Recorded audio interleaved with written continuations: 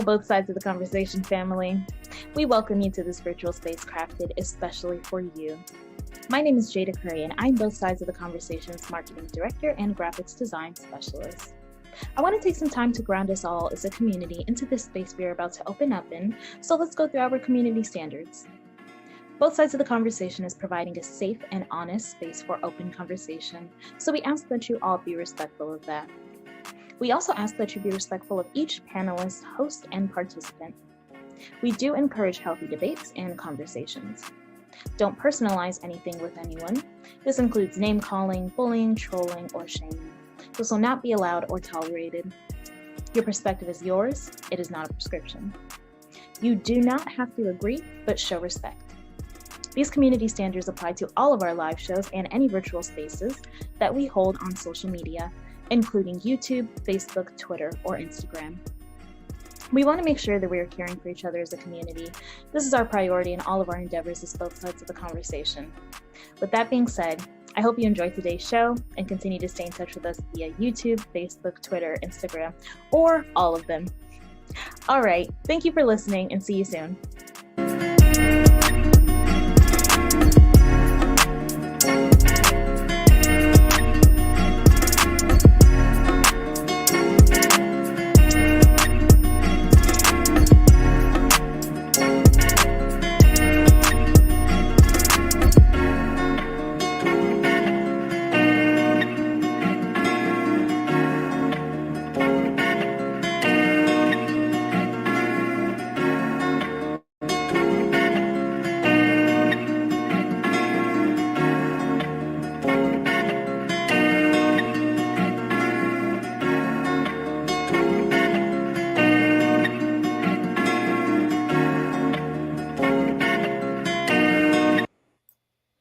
Welcome everybody to both sides of the conversation. I'm John Henry, Executive Director. Today is Thursday, so you know what that means. We're going to have another Educational Thursday presentation. We have some folks who've been here a couple of times, more than a couple of times. They've been here a few times. They've been holding it down, making sure that our community is educated when it comes to finances. So we are excited to bring them back tonight, but tonight's going to be a little different because they've done a number of presentations. They've talked a number of times about money and things of that nature. Tonight, we're going to have a general conversation, and we got the young future financial guru that's being groomed up, Brother Sean's child. So we're going to have some fun tonight. We'll have some conversations. We'll take some community questions. We might jump into a couple of their PowerPoints if people have questions. But we talk about finance. We talk about money. We talk about economics. We talk about the economy. What are we going to do in the Black and Brown community to improve the financial well-being of our community? How do we create wealth? How do we create ownership? Things of that nature. So I'm excited for today's conversation. I am back, y'all. You know, I've been gone. I've been out. My team's been holding it down. I'm kind of rusty. I'm trying to get back. I'm in pain. I had a car accident. Things is going crazy in my life. Everything is happening. But I'm still holding it down for the people because that's what we do. We hang and hold it down for the people. So just excited about that. I am still just emotional and overwhelmed from the amazing Hidden Gem segment on Tuesday where my team highlighted me and gave me my flowers. That was just a beautiful, beautiful thing. Thanks to all the community partners and folks who spoke up and said some great words. I'm still like just excited. I just still can't believe it. But again, the power of community, the power of the work, the power of influence, what you do and how people perceive you and see what you do is very powerful. And I'm just excited about that. And it's just good to know that a small little organization, 2 years, okay, 2 years and stepping, not a lot of money. We don't have a location, but the impact that we have on our community and people respect and feel that.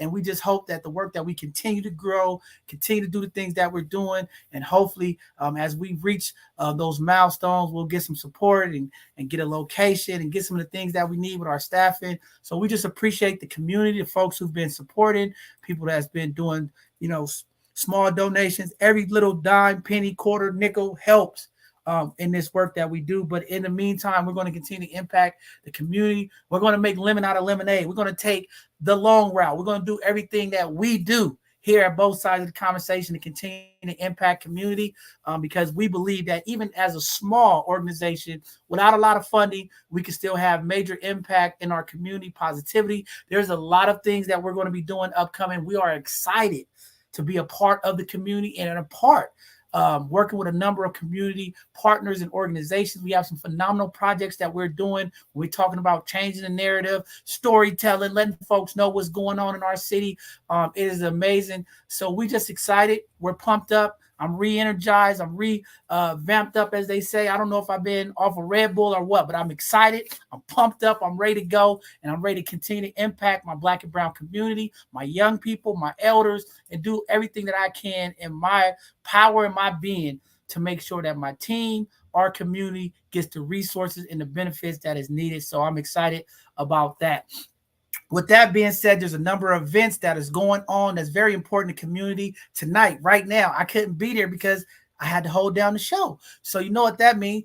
Got to do what we got to do. We got to stay live, but we got our team out there. That's what it's all about. Teamwork make the dream work. My brother Marco out there behind the camera, catching all of what's going on at tonight's meeting. Tonight, right now at 5:30, they started. They're having a meet and greet at the Bayview Opera House to meet the new San Francisco District Attorney, Brooke Jenkins. So that's pretty cool for community to get out there and ask them those important questions. I have a lot of questions. We're going to get her on here at both sides of the conversation. She already made a promise, a commitment. It's just a matter of getting our calendars to work out and meet, but we'll be able to ask her some questions because I have some questions that I want to ask and, see where her thought process is. Nothing is perfect. But again, we got to do our part as community to make sure we hold folks accountable and make sure that they're doing the right things that impact our community. Yes, folks commit crimes, but we got to find alternative ways. We got to hold people accountable, but we don't want people over sentenced, over prisonized, because we know the rehabilitation process is not always that great. There's a lot of opportunities, but we want to make it better. But definitely when folks are committing crimes and doing things in our community, they have to be held accountable for what they do. So with that being said, for the community that is out there that's probably trying to watch and enjoy the meet and greet, go ahead and meet the new district attorney, ask all the important questions. And again, we'll have her on both sides of the conversation real soon to talk with her and ask her a number of questions at community. Maybe you didn't get to ask, we'll ask for you. Also, we're going to be having the San Francisco public defender coming on as he's running for re-election. He's going to be coming on very shortly here. He's working out his date. And we're excited, okay? We're going to stay connected with the elected officials. We're going to see what they're doing. We're going to stay connected with the community. And we're going to have both sides of the conversation like we always promise and give to everybody. So just excited about that. Before we get started, I want to also just remind community, okay? COVID is still spreading in our community. There has been another variant. People are still testing positive. Community, do your part. Wear a mask. We know now that it's airborne, so please wear a mask, social distance, do the right things, wash your hands, make sure you stay safe out here because this COVID is still spreading in our community. Also, when we're talking about health, this monkeypox, now they're trying to call it mpox to remove the stigma of monkeypox, and that's great and all of that. But this virus is also spreading our community. The number of cases are going up, not only here in the Bay Area, but across this country. So community, do your part, be safe. If you're feeling sick or you feeling or seeing anything on you that's not right, go get seen. I know more and more vaccinations are coming. We also going to be working with the Department of Public Health of San Francisco. We got Dr. Scott and a couple of folks that's going to be coming on doing a PowerPoint presentation to help educate community about the disease, how it's spreading, some of the stigmas, some of the untruth things that's going on, and break all that down for community. So we are excited about that. Also, we got a couple of new partnerships that we are going to be collaborating with. I'm not going to let it out the bag yet, but it's just great to continue to work with organizations in our community. There's a lot of things going on, especially in D10 and across our city. And we got to make sure that our community knows about it and how to get connected and making sure that we at the meetings and understand what's going on. So partnering with some of these folks that we're about to partner with is going to be really, really good because it is give community an opportunity to hear what's going on our platform. And if you don't have time, you could go back and listen to it on YouTube. There's a lot of planning that's going on, some redevelopment, some new buildings, different things are happening in our community, our shorelines. So it's some phenomenal stuff that we're going to be able to put out to help community so everybody is aware of what's going on, the changes that's happening in our community. And again, how do we get connected as community to be a part of these processes? We talk about equity, getting a seat at the table. Both sides of the conversation is going to meet these intersections and get these resources out to the community. A lot of things have been taken over the news lately. We've heard a number of things of these robberies, a couple of killings. Things are happening day to day.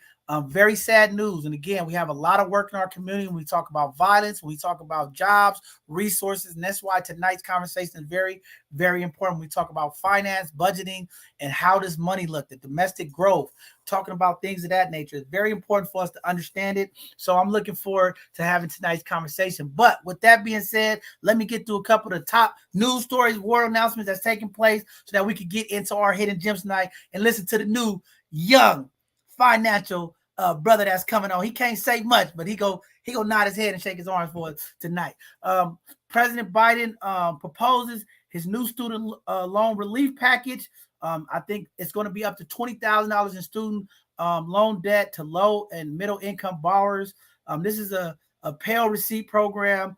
I think this is going on through the end of the year. I believe the bill has been signed, so that's great relief for our young folks who have been in school, to get some of their student debts reduced and some of them forgiven. I think that's very important. But again, with anything that's given, there's a tax. Somebody's going to pay for it. I'm sure we're going to pay for it. But what a way to get our young people out of debt and an opportunity to move forward into the working spaces. And, with the cost of living going up, being able to remove some of that debt is a good thing to help our young folks get into the housing market, get into the rental market, and get into some of the markets to do some of the other things that they need for their families. So looking forward to see how that plays out.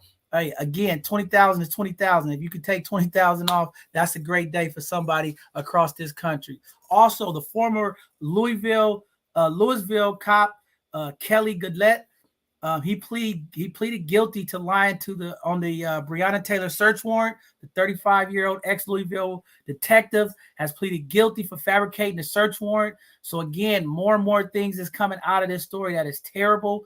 Again, there is still a conversation that's needed with community and law enforcement and the justice system.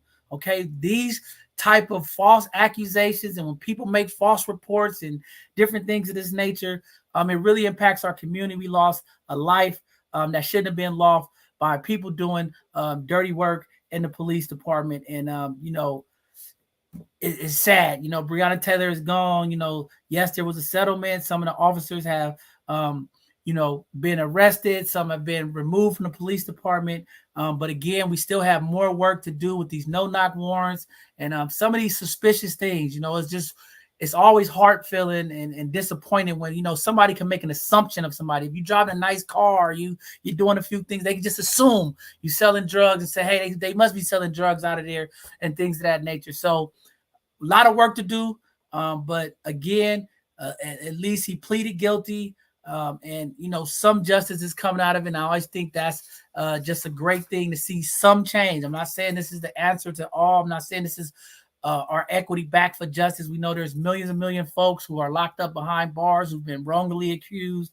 And I just hope, as we continue to fight for social justice and we fight for equity, and we fight for the things that we need, that we finally start to see some of these things change, and some of these folks who've been wrongly accused and killed could finally get some closure and things of that nature. So more work to do, but we'll continue to fight as community. And we just want to make sure that community knows, hey, the work is happening, folks are still doing it, and things is happening. But with some positive news, right? Because somebody emailed me and said, John, y'all always talking about bad stuff. We got to go say something positive on the news story. We got some positive news. This is a powerful story. A 17-year-old Washington, D.C. teen becomes the youngest licensed Black pilot in the United States of America. Now, that's not good news for your community. I'm excited, okay? Because I'm going to tell y'all right now, I'm excited because I was stranded, okay? I left Jamaica and I was stranded, okay? Because we didn't have enough pilots. We had bad weather.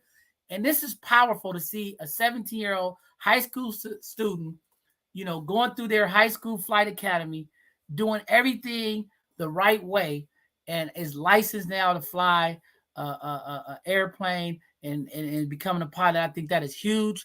We all know during the pandemic, the airline industry has been hit the hardest when it comes to pilots and stewardess, and they are looking to rebound and get more folks of color involved in piloting. I shared out a few weeks back a number of job opportunity, pilot school opportunities. The airline industry understands now that they need to hire more Black and brown people in those industries. and they're doing their part now to start bringing younger folks in, people of color, black women, brown women, to come in to be pilots. As you all know, that industry was predominantly dominated by white male pilots, and it's just great. So again, there are little steps happening in this country when we talk about change and we talk about equity and we talk about inclusion and diversity, and what does that look like?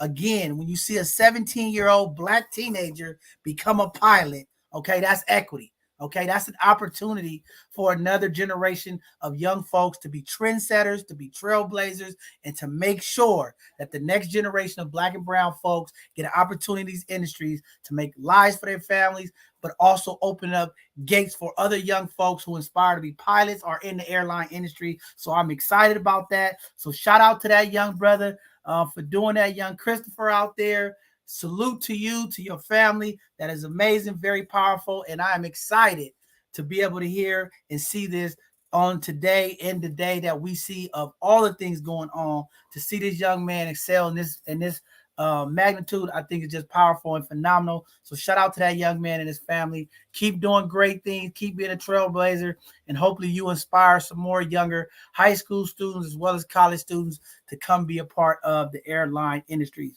With that being said, we're going to jump into the community events. There is a number of events that are coming up, and we want to make sure that community hears about it and get out to these events in support. The Black Future Artists in Residence Program, they are looking for new applications. The deadline is August 26th to apply. You got to go to www.zaco.org, and I'll get the information up on the screen and out to community. Also, Recovery Day Voices in Recovery is happening Friday, August 26th, and that is tomorrow, okay? So don't forget about it. It's going to be happening from noon to 3 at Bodega Park on Eddie and Jones Street in San Francisco, and I'll be out there to support that as well. Also, the Portrayal Family Day on the Green is happening this Saturday, August the 27th at 11 a.m. to 6 p.m. at 801 Arkansas Street in San Francisco. Shout out to my sister Siobhan Hunter, Standing in Peace. They are a part of that with Park and Recs.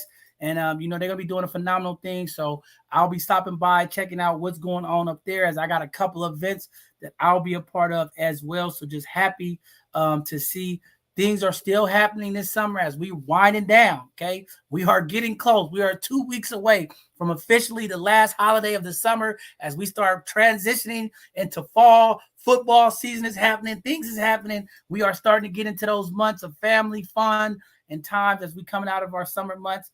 And people are getting back to school and work. And a shout out to all of the young folks, okay? I didn't get to say it last week. A lot of our young folks went back to school. Shout out to our young people.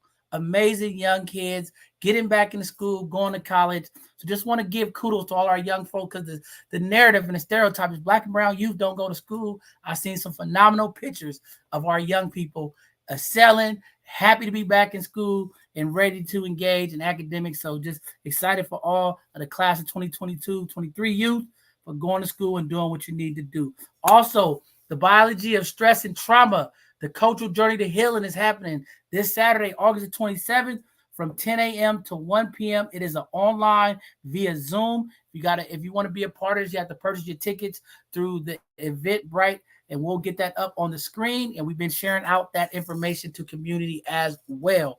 Also, the 2020-22 nonprofit boot camp is happening Tuesday, August the 30th from 9 a.m. to 2 p.m. at the Roof Memorial Theater. That is the Bayview Opera House at 4705 3rd Street, San Francisco, California.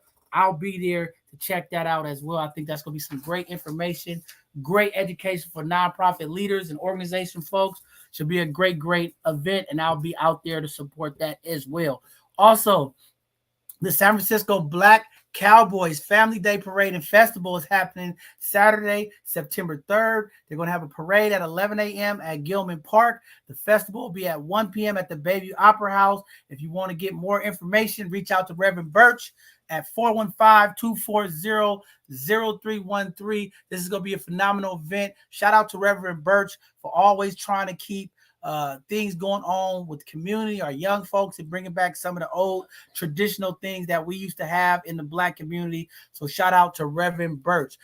With that being said, the next event that's happening is the Kings of the City softball tournament. That is happening Sunday, September 4th at 10 a.m. at the Gilman Playground at 903 Gilman Ave. Should be a great all-day event. A number of city softball teams stopping the violence, doing different things. They're going to have their tournament. So I'm going to try to pull up to that as well to check out what's going on. They've been having some great stop the violence events. They've been having some great games. OGs, young G's coming together, really trying to stop the peace and having fun playing softball. Been some great highlights. I've been seeing some of the footage, and just happy to see the community coming together, trying everything possible to get our young folks and the old folks in the community together to really stop the violence and have an opportunity to network and connect with each other. Also, the Labor of Love Telethon, the National Life Insurance Awareness Month, is happening Monday, September the 5th. From 10 a.m. to 2 p.m. That is happening at 330 Franklin Street, okay? Suite 259 in Oakland, California. If you would like to register, please go to www.standupforlife.com. I think that is pretty cool, and we'll try to get more of that information out to community as well. The 15th Annual Abundant Life Health Ministry Network Gathering Symposium for Faith is happening, Health and Community. It's an online event that's going to be happening September the 10th, 9 a.m. to 12 p.m. You have to register, and we'll get that link out there with the flyer to community shortly. Those last events came in last minute. Also, the 2022-23 second annual kindergartner kit. Get a box of educational and enrichment support. If you want to get receive a free box, please go to the AAECE typeform.com. Those are all my folks, or you can text 415-859-5176 for questions. I'm excited that our folks in the OMI and our African-American early childhood educators are continuing to make sure that our families get all of the supplies and things that they need to make sure that our young folks coming up in preschool and also in kindergarten have the tools and the things that they need for our young folks. So just excited. Shout out to Dahlia. Shout out to Mary. Shout out to all of those folks over there in the OMI that is doing some amazing, amazing work. Also, the San Francisco Smart Money Coaching is happening. Free confidential financial guidance for anyone living, working, receiving services in San Francisco. If you would like to schedule an appointment, go to 877-256-0073. I think this is great. Sean Nim is here. We are doing everything we can to make sure community gets information about financial literacy, access to credit repair, whatever we could do to help our community get better credit, financially sustained, and passing down generational wealth. I think that is just the most important thing that we have to do in our community. With that being said, the both sides of the conversation announcements, as you all heard, we are doing some phenomenal things. If you guys seen the last Sunday conversation of our lady nights, you've seen some of the ladies from our organization, you've seen some of our team the other night on our Hidden Gem show. Okay, we have some phenomenal folks, but we're looking for some more talented folks. If you have a good talent, you want to come give back to the community, reach out to us at both sides of the conversation. Look us up at www.bsotc.org. We're looking for volunteers to continue to move the mission, the vision, and what we're doing to impact community. So if that is you, if you have an administrative background, maybe you have a marketing background, maybe you're a social media influencer, maybe you're a grant writer, maybe you're a fundraiser, reach out to us. Come help us out. Help the little dogs out so we become big dog to continue to bless our community. So we're looking for volunteers, always open. Please submit your information, and we'll have one of our team folks reach out to you and get you on as well. If you would like to support us financially, you can always do that. We're going to be doing some campaigns, some donation campaigns, some fundraising campaigns. You're going to be seeing some stuff coming across your screens on your social media handles real soon. We are doing some campaigns to raise funds as we are trying to get us a space so that we can have these shows in a nice location where folks can come in the studio and we can all break bread, chop it up, and have a great time. Also, we could do our mentor program there. There's a lot of things that we're trying to do, and we're going to have some campaigns to raise that money. I know our community wants it. I know y'all want to see more things for the community programming for our youth, and that's what we're going to do. So we're going to continue to work on building the financial capital. So all you philanthropists and all you funders and founders and all you large corporations with all this money that y'all just want to help somebody and give back, don't forget about both sides of the conversation, because we'll be doing some work, and we definitely would love to have that support. Also, you can go to Amazon Smile, choose both sides of the conversation as one of your charitable organizations, and no extra cost to you, but every time you purchase something on Amazon, they'll give us 0.5% of your purchase to help support both sides of the conversation, mission and vision. So we appreciate that. If you can't do that, right? If you don't have some money, do the small thing. Go to our social media handle, go to our YouTube, like, subscribe, follow us, go to our Facebook page, group, or Instagram. Go to our social media handles, support us, check us out, see what we're doing, keep up with us, engage with us, so we can find out what your needs is, what the community needs is, so we can find out how we can find resources and programming that can help those asks and those efforts that you all are asking for. So just excited about that. Thank you to all the folks who have been subscribing and liking and reaching out to us and messaging us and just appreciating what we do. We thank you all, and that is what it's all about, giving back. So thank you all. Also, our upcoming shows this Sunday, y'all know we about the youth. Our youth is coming on. Our youth, both sides of the conversation team, are having their Sunday conversation this Sunday. It'll be at 3 p.m.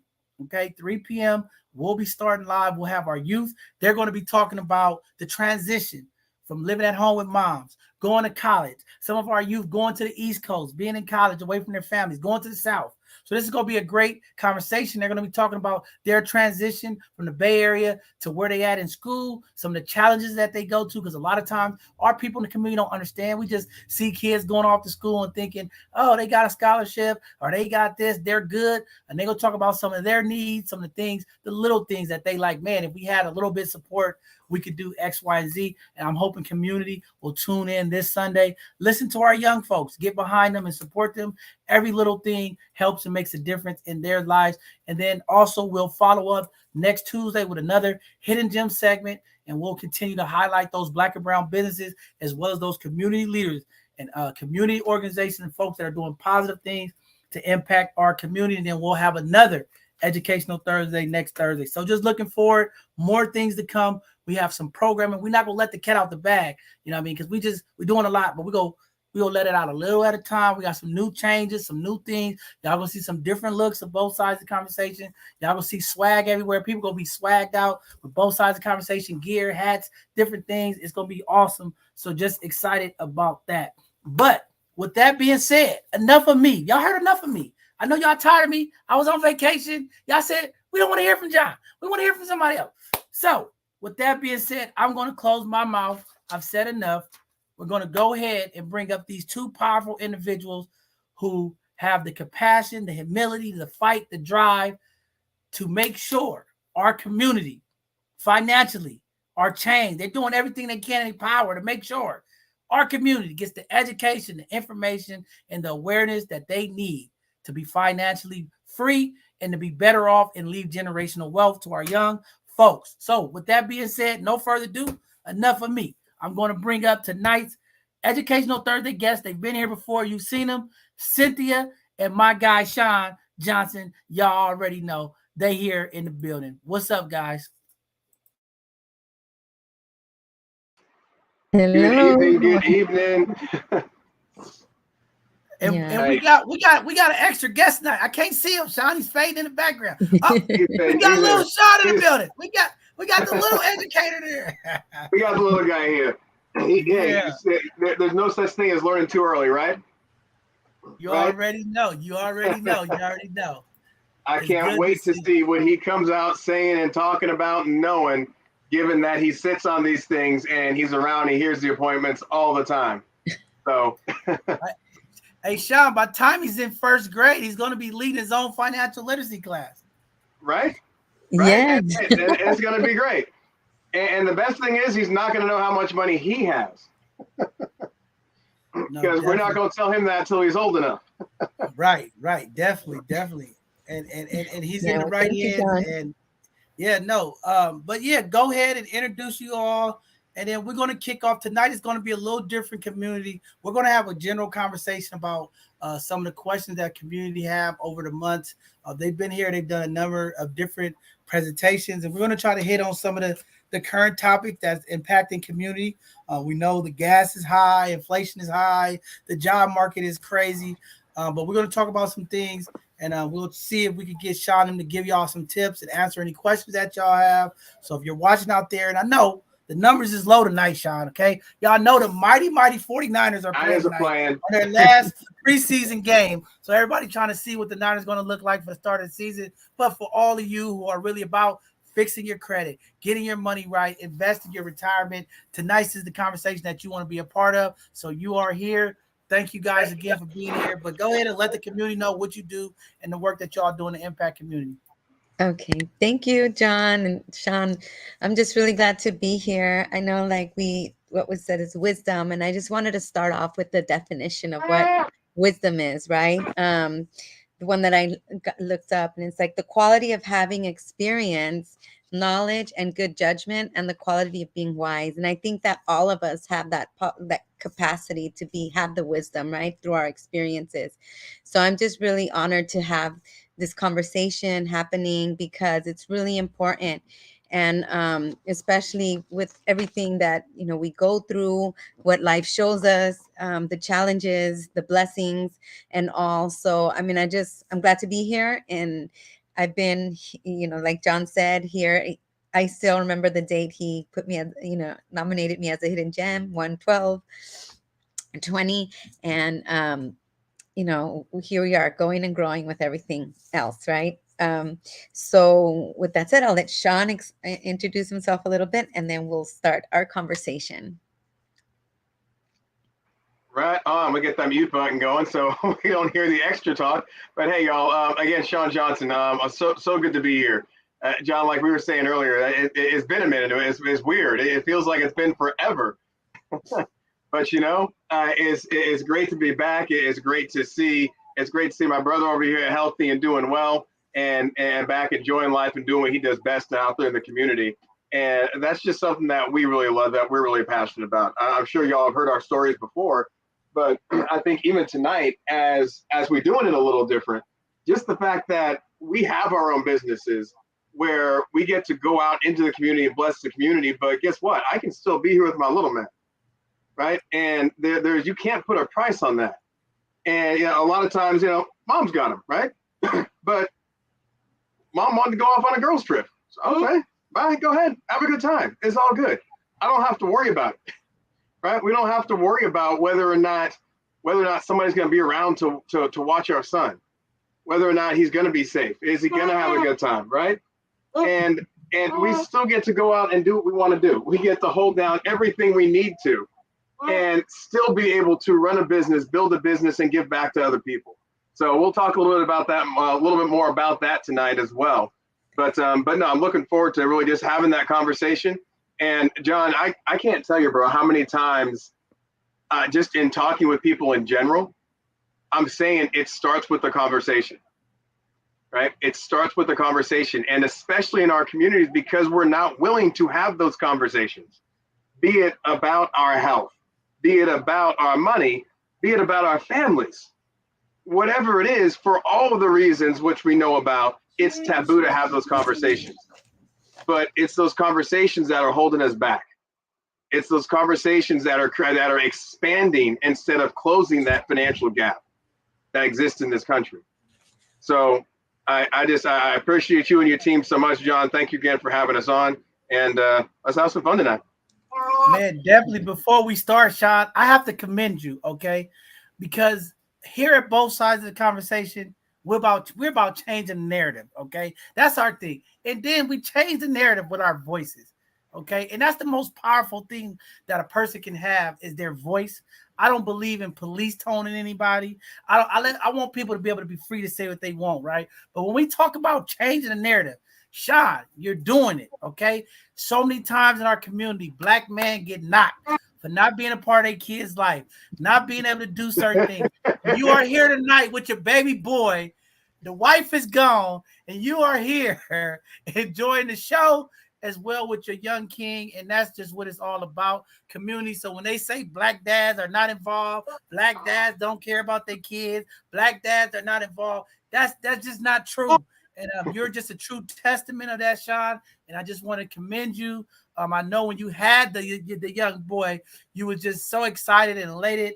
And I'm just happy that he's healthy and that you are there present. And I know he's going to be sharp. He's going to be talented because he has some powerful family behind him. He has some, strong wisdom in you. And I know you're going to make sure that he does the right things to be great and successful in this world. So just shout out to you, King, for just being you, all around, man. And that's what we have to do is we have to uplift each other and just highlight each other and just say, hey, I'm proud of you. I see you. And we have to let our other community males and young males see this, okay? It's okay to be a dad. It's okay to be there for your kids. That's not being a sucker. That's about being responsible. And again, shout out to you because that is changing the narrative. And that's what we need. More black men with their kids, more black men involved with community, more black men giving back. And you are a true testament. So just want to give you your flowers too, brother, for always doing what you do, always having that heart, humility, and compassion. And Cynthia, you already know your greatness. We always proud of you. You always changing the narrative. But that's just great. So with that being said, let's go ahead and jump into tonight's conversation. Community, folks that's watching, we're talking about finances here, okay? Sean and Cynthia, they run their own financial services. They have their own business to help folks build generational wealth. And they wanted to come on and have a conversation. Sometimes they come on and do the PowerPoint, and sometimes folks are like, hey, today we just gonna have real talk about money. And you can ask questions. Go to our YouTube channel, use the live chat. You go on Facebook. If you got a question about money, you don't have to be embarrassed. Ask these two professionals here. You can ask me. As you all know, I'm very passionate about this money because at the drop of a dime, anything can happen. So if you prepare and plan right, you can have a few dollars there to get out of those jams. And Sean, it's almost happened all the time. I just went through a major car accident. My car is totaled out. So that extra money, that emergency fund you always talk about, Right. You gotta have that stuff. Things happen, and driving rental cars costs a lot of money. So yeah, let's start off and just talk about, advice. Because a lot of times I think in our community, sometimes our community folk get opportunity or access to money, funds, whatever it is. What advice would you guys give to our young adults? We have some young folks who are watching in college, who are trying to build their credit, trying to build their financial future. But the question to you both tonight is, what advice would you give our young folks, our community folks who may have money or trying to get out of debt? What advice would give to them about preparing for their future in retirement? As you know, retirement numbers across this country has been a problem. So many people are retiring without enough money. So while we have these young folks listening, while we have our community listening, we're having this conversation tonight. Cynthia, if you want to kick it off, what Yes. advice would you give them about planning for retirement? Yeah. Well, I want to start off just like with, being open. I think what's really important is to be open. Unfortunately, like I've mentioned before, financial literacy isn't taught in the schools. And so what we usually learn starts at home. And with that being said, I mean, I have to bring up my story because, when my dad passed away, life-changing experiences make for life-changing decisions. And my dad used to try and have conversations with me. And there was so much shame and fear and, not comfortable talking about money, because my dad worked 46 years at Kaiser. And, it was just, something that he installed working hard and for me. And so I mean, that's what he taught me. But then when I went to school and I got a college education, something that he didn't have, he was asking me that, like, oh, I know you make more money than me, Cynthia. That's what my dad used to call me all the time. And I was like, Daddy, that money doesn't matter. It's who cares? And, at the end of the day, now that I know what I know, he just was telling me money matters. It isn't the end all do all and everything, but money does matter. And, the best advice is to be open, because like now that I do what I do, I never thought I was going to be a financial wellness coach / educator / agent. And, for whatever reason, things, the paths open up for me, financial journey. It's, on a continuum. I've learned so much since he's, passed on, because he didn't have life insurance. He didn't have a living trust. My mom lost his pension plan, and she already had lost her 401k. So all these life, experiences, makes like, oh my God, I need to make things different. And when my family friend reached out to me, I was like, no, I think I'm good, and realized that I wasn't as good as I thought I was, but it's okay. I am where I am. I'm learning, I'm growing. And that's my biggest thing, is to be open and, learn a lot of things, again, like we're not taught in school. Like I went to the university, I got my BA, I got my master's. Like I never learned anything that I learned now with my experiences. And like I said, it's on a continuum. And I like, we have our business for ourselves, but not by ourselves. Like Sean is my go-to man, Lisa, like, Terrence, Zach. I mean, I've got to experience so many things, even for my whole family. So I feel like, be open, and open to learning. So I don't know whatever Sean wants to say, but that's where I'll give him the chance now. Cool. No, thanks, Cynthia. And I'll add 3 or 4 points to that. Number one, again, it's what are your beliefs when it comes to, where do all those thoughts come from? What did you hear growing up? What do you think now? What have you experienced now? And money doesn't define you. It how you look at it, it exposes you, or it really brings you into the light. If you're a jerk with no money, you'll be a bigger jerk with money. If you're a good person when you're broke, you'll be a good person with the money, right? You get tested with a little to be known if you can be trusted with a lot. And we've got to understand that money is not everything. Money is not evil. But if you put it up there with the necessities in life, it's kind of right up there with oxygen. If you don't have money, what do you do? What can you do? How can you survive in this world? That's why we live under our parents' roof until we're 18, 28, 38. Especially in this area, because it's more difficult, because it is expensive. So understand, money's not an evil thing. It's just a matter of what you do with it, right? And then another advice would be interview your future. Interview your future. Talk to someone that has already traveled the path that you aspire to travel yourself. And look, I want to go do this job, and I'm not going to name anything because I don't want to talk bad about any occupation, because we need them all.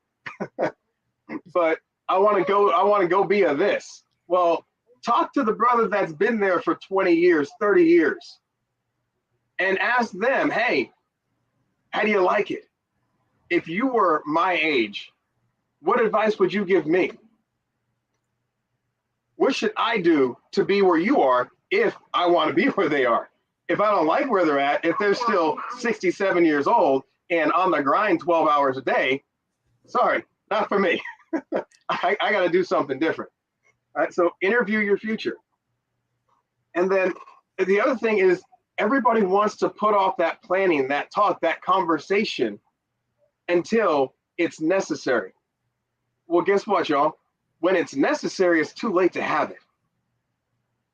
I spent over an hour chatting with a gent from my church, and because he's asking about, hey, what do we need to do? How do we make sure that we plan things out for the family? So everything my family's worked hard for, so that we get to keep it. How do we make sure that we're respectful of our parents when that time comes, when they get sick, when they get called home? What do they want? What needs to happen? Who's going to handle it? How are we going to pay for it? And it's because he's having that conversation now while people are still of sound body and mind. They are healthy, they are alive, and the siblings are in good communication with each other and liking each other and not trying to fight over who gets the 1984 Buick, right? It's a whole lot easier to get all that stuff planned out. And the quote I like, and this is probably applicable to any question you ask tonight, John: most people don't plan to fail, they just fail to plan. And that failure to plan is absolutely devastating in a lot of situations. Wow, man, that's powerful information. I think those were great gems. I mean, for me, I asked that question, y'all. For me, I say when it comes to retirement, Start early, okay? Don't sit back and wait. Start as early as possible. So for all you young folks coming out of college, young folks, going straight to work in the workforce, start investing in your future. I think that is the number one thing that you need to do is invest early. Nobody told me that. All I would hear from my grandfather, my parents was, hey, you go to work, you get a retirement and pension. I didn't really understand what that looked like, right? I didn't know that you also had to invest in your pension and retirement. And I think that's a lot of times where a lot of our community folks, they get kind of, jujued because they think, hey, I work for the city and county, I work for the state, I work for Kaiser, I work for UCSF, I work for this place. They have these benefits, but they don't understand that they also have to invest in those pension plans and those retirement plans to have money. I am tired of our folks getting to that retirement age and still having to work 40 years of service, 67, 68 years old, because they didn't understand the retirement. And a lot of people don't understand that the HR folks ain't working for you. They work for the company. Okay. They don't give you the insight of coming down there, talking and finding out about their retirement plans. Too many times we don't have these education seminars. We don't understand. We just go to HR. We ask them. They tell us what they should do. But that's why tonight's conversation is important. You got some professional folks here who know what's going on, but we need our young folks to start early. We need our community to understand that process. Start your 401k, start your Roth, start your retirement investments, whatever you're going to do, however you want to get there. But you have to start early, putting up some money. I always recommend folks putting 15% of their gross income. If you could take 15% of your gross income and invest it now until you, get up in age to retire, you'll be doing good for yourself. Try to put your money in index funded accounts. Stay away from all of the money market accounts. Try to stay in some more, places where your money will go for you. So that's what I wanted to give back to the community, because I think that is very important when we talk about retirement. But the next biggest thing that our community is impacted with is surviving. We talked about the emergency fund, Sean, earlier. The cost of inflation is going up. The interest is up. The GDP is up. The unemployment is all out of whack. The cost of everything is more, but people wages aren't going up. How do we help our community? One, have emergency accounts, but how do we get through these times and still stay on the financial pathway for retirement, or just for any emergencies or any purchases to become homeowners or business owners? Look, so much of it really starts with the same thing. And I was listening to Darius Daniels yesterday, and he said actually something that I said, I remembered it after I said it, but he said, well, he'd looked and seen other pastors that were out there, and he's like, well, they car and suit rich, but they cash poor. He said, I don't want to be like that. So he went and talked to somebody who was a pastor, still is, and is very successful as a business person and still doing the right thing in the church. And he said, well, look, you're going to tithe your 10%, and then the next 10% you're going to pay yourself. You have to pay yourself first. If you don't pay you, who's going to pay you? John, you going to pay me? Man, that's real. I got a problem with that too, because sometimes I take care of everybody else and I forget about myself, because I never want to feel like, I always want to make sure everybody take care of you. But you're right. You got to pay yourself and make sure that you are investing in you, because, no one else will. You're right about that. And one of the other things I want to... Mm-hmm. It's all a habit. And even if you're only saving $1 a week, get in the habit of saving something. Because $1 a week might not sound like anything, and no, it's going to take a while before you can fill your tank of gas up that way. But you're doing something. Get that discipline early of doing something, because again, if you wait until you need it to start saving for it, it's already too late. So whatever you can do, even if it's just the change in your pocket you put in a jug, right? If a lot of bank accounts, they've got a round up thing. Or you can even get a savings account, open it with $10, $50, whatever you got to put in it, and have it automatically transfer $5 a month over, and then increase it to $10 a month, then 15. Just do something to start saving, because you never know when that emergency is going to come.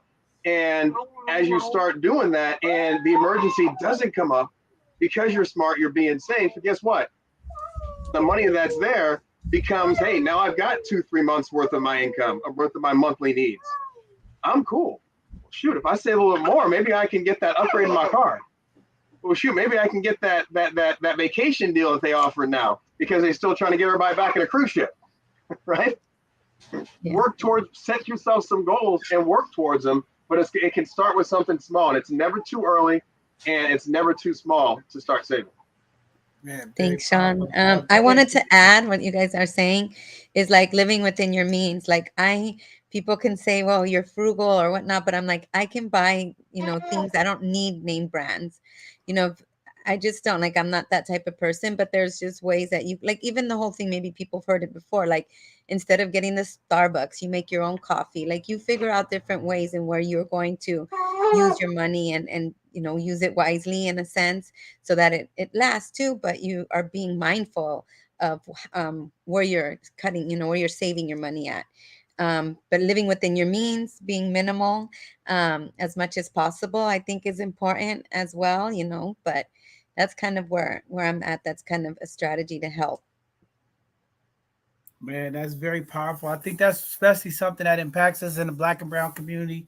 We are so culturally into fashion, traveling, and sometimes we spend more money than we actually make. And I think that hurts us. And then we're not ready for emergencies. I mean, this last 2 years of the pandemic, so many people lost loved ones, and they wasn't prepared. They didn't have the funds to bury their loved ones. They didn't have the funds to continue the upkeep of the life that their loved ones recovered their assets. So I think that's very important, Cynthia, setting budgets and going through stuff. I was sitting down the other day just going through budget stuff, and I was amazed at how much money in gas and things that I was spending. And it's just like, to survive, to live, like, it costs so much, right? And it's like, you really look at it, it's like almost you start getting down, like every dollar is accounted for, you know what I mean? And it's like, we got to really find these strategies and these investments and things that we could do to really keep money coming.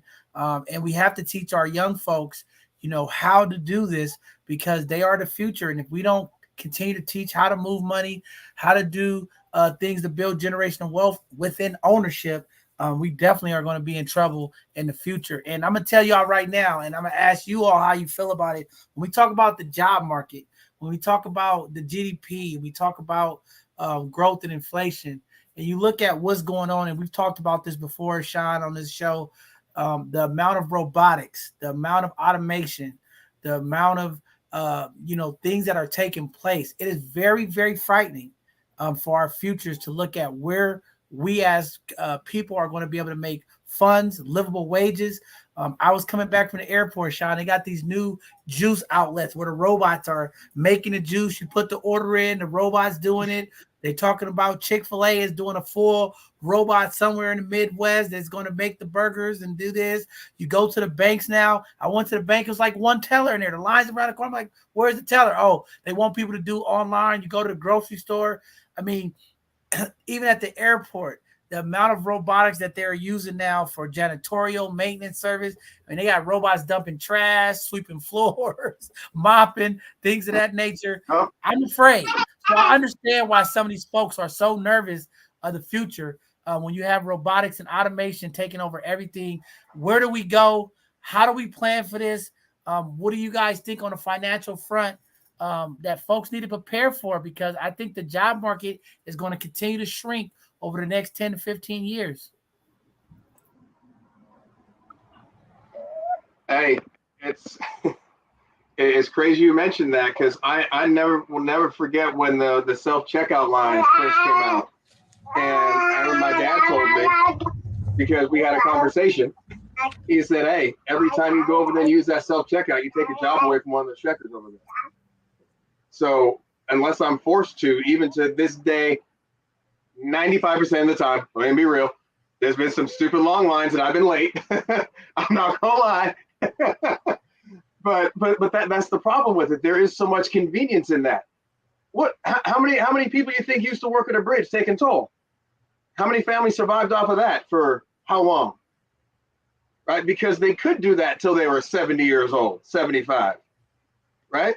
But now that stuff's gone. I'll be a little redundant, but interview your future.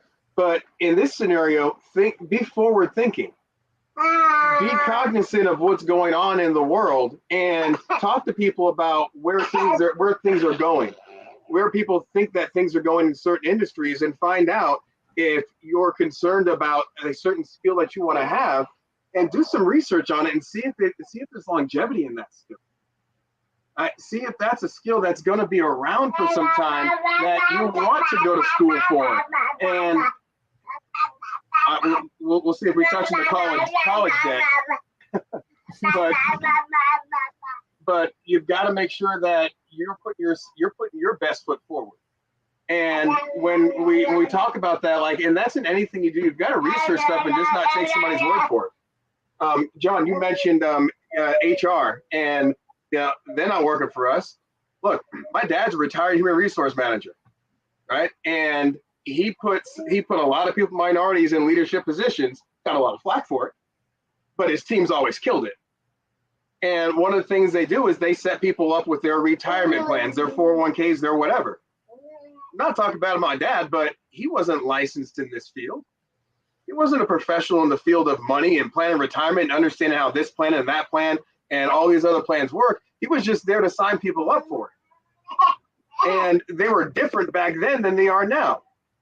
So be aware of the tools that we're using to reach our future goals, and just be aware, hey, things are going to adapt and change. Right? We can't use the same plans. We can't be thinking we can do what my grandparents did, what my parents did. I can follow in their footsteps and be broken homeless at 50. Yeah.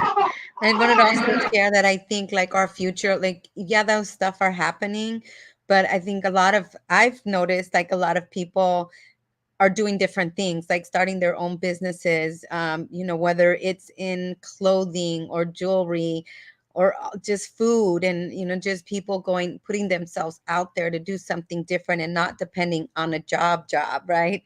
In a sense, but, being creative, and that way they, whether they're doing art stuff as well. Like, I just think people need to look more than that, more than just the job, because not everybody, I guess in my experience, like, wants to have a job or stuff, but if people want to be successful, I think most of the time people are looking for happiness, obviously, right? And so whatever makes you happy, wherever your passion's at, I think that's where you'll find satisfaction, and you'll get paid for it. Like, there's enough, like, at the end of the day, if you really think about it, you just put yourself out there. And that's kind of like, I'm going to just go into what I did last week when I did a community and business mixer. It was a great turnout, like, and it's just part of the process of where people, get to connect with people. And I think that's what's lacking sometimes, especially after the pandemic and everything, is like, there is a need to connect with, people, and, have people understand, like, what, again, is the most valuable thing here. Is it the car? Is it the phone? Is it the home? No, it's our lives. And it goes back to how much we need to value that and do things different, right? At the end of the day. And so for me, that's what matters most, is my life, and I value it. And I see, when I connect with people that feel the same way, that they go into understanding what's really important for themselves and their future. Man, that's definitely very powerful, Cynthia. I'm glad you brought that up. The other thing is, like Sean said, protection. You go from talking about retirement to talking about the survival. Now we're talking about protecting our asset. When we talk about that, how do we get more and more of our folks into income protection programs and plans? It seems like there's a lot of corporations and companies out there to do it, but one of the biggest things that I'm finding with insurances are, they want to take your money, but when you need your money back or you have a claim, they don't want to pay it out. So how do we get people, invested in income protection? Because we know the fastest way to lose debt is when you lose your income. What type of programs are out there? How easy accessible? What does that look like far as programs to get that type of protection? When there are so many job turnovers and things happening in the industry, the services that used to be there just not there, like Aflac and different things, is very hard to access those services. So what do you all see from a financial standpoint when it comes to insurance and folks protecting their income and their assets? Well, I think for me, it's really important to have a different, like a mindset differently than, if something were to happen, I feel like even with my kids, I'm teaching them early on, because my son is 19, my daughter just turned 18, my other daughter, I'm aging myself out, but it's all good. She's as young as me, right? Or she's older than me. I'm 30, she's 31, but just how important it is, and getting them to understand the value of how to get connected and how to connect people. And it can be simple, but it's the whole thing it goes back to, John, is having that conversation about normalizing that. Because now that what I've been doing, like my daughter has really stepped up, my son and my other young kids are like, oh my God, we need to really help our community, mom. And our what my little business or business has been is like shifting to a family business, and it's really to educate, and it's the education so that people are like comfortable and understanding, like what I didn't know, like people used to think life insurance was death insurance. It isn't about that. It's living benefits with that, so should anything happen to you while you're alive, that you get it. And it's having an, again, open mindset. I've just because of what I do, is like I've have so many people that I've helped, but they didn't understand the value.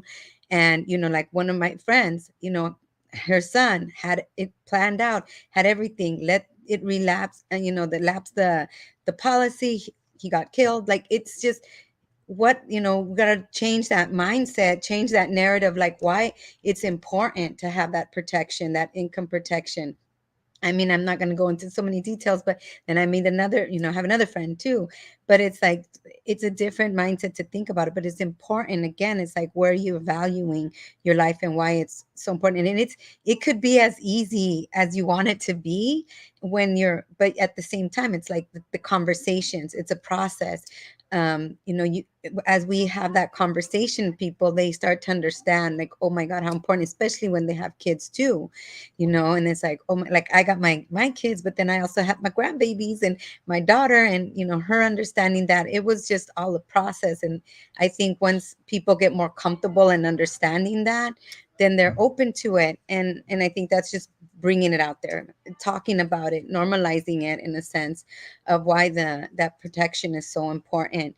And again, like we do the dime, which helps you understand how much do you need.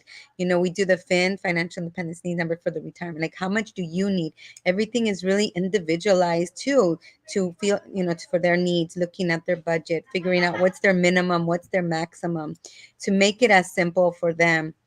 But again, putting it out there that it's on a continuum, because what I need now, maybe I didn't need then. And now, it's like when you're 18 and when you're 29 and, going on in your 30s, and you just keep going and growing, you got to figure things out. Like like you had me, not too long ago with me buying out my home. I had to get my own personal financial review again. And that just happens. It's on a continuum, just like we've talked about before. Like, you'll go get your physical exam yearly to get yourself medically checked. It needs to happen financially, so that you understand, as you go and grow, your things will shift and change, but all in the best interest for your financial future. Definitely very beautiful. Go ahead, Sean. Yep. No, Cynthia, beautiful. And hey, one thing that Cynthia said that's key is she redid her financial review, right? It's not I worked on my finances when I was 25. I'm good. Oh, no, things change, times change. And let me ask you all that one of the biggest things that holds people back is they think later. I have more time. I don't know. I don't understand. And that's not for me, or whatever it is. But the biggest thing is they don't feel they need it. They don't understand the importance of it until it's too late. So, give you a couple examples. One, a friend of mine. She has a friend of hers. Brother likes to have fun, right? He likes to have fun. Motorcycles, boats, the whole nine, right? So she said, hey, I'm going to go ahead and get him this $1 million policy that's got living benefits. And Unfortunately, earlier this year, he ended up being in a nasty accident. Now everybody's thinking, well, shoot, but he had that plan, right? He's got living benefits. He's good. Sort of. There's other parts of everything that we don't look into until it's too late. No advance directive. Who has any idea what type of treatment he wanted to have? No power of attorney for medical. Who can speak for him? Who can make decisions for him when he can't speak? No power of attorney. Who can access his finances? Right? His mom had to put money into his account just to make sure there was money in there so his policy didn't lapse. Think about that, y'all. Put yourself in that position. If you have anyone that you care about, be it a child that we don't even want to think about, let alone talk about, happen to say goodbye to, a brother, a sister, parents, cousins, friends. Think about what would happen if something happened to you. You were too sick, you were too injured, you didn't make it home.